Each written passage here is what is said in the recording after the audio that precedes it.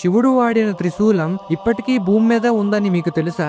జమ్మూ నుండి 125 కిలోమీటర్ల దూరంలో శుద్ధ మహాదేవ అనే ఆలయం ఉంది. ఆ ఆలయ పురాణాల ప్రకారం అక్కడ ఉన్న శివలింగాన్ని స్వయంగా పార్వతీదేవి వచ్చి పూజించేది. అలాగే సుధాంతుడు అనే రాక్షసుడు అదే శివలింగాన్ని తరచూ వచ్చి పూజించేవాడు. ఒకరోజు పార్వతీదేవి శివలింగానికి పూజ చేస్తున్నప్పుడు అక్కడకు సుధాంతుడు వస్తాడు. స్వయంగా పార్వతీదేవి ఉండేసరికి మాట్లాడదామని దగ్గరకు వెళతాడు. పూజలో ఉన్న పార్వతీదేవి కళ్ళు తెరవగా వికృత రూపుడైన అతని ముఖాన్ని చూసి ఉలిక్కిపడి గట్టిగా అరుస్తుంది. పార్వతీమాత అరుపులు విన్న శివుడు ఏదో సమస్య వచ్చిందని తన త్రిశూలాన్ని మెరుపు వేగంతో విసురుతాడు. కాని అక్కడ ఉన్నది తన భక్తుడే అని తెలుసుకున్న శివుడు త్రిశూలాన్ని వెనక్కి తీసుకోవడానికి ప్రయత్నిస్తాడు. ఇంతలో సుధాంతుడు శివుడి చేతిలో చనిపోతే మోక్షం కలుగుతాదని త్రిశూలాన్ని వెనక్కి తీసుకోవద్దని వేడుకుంటాడు. తన భక్తుడైన సుధాంతుడిని తన చేతులతో చంపుకున్నాననే బాధతో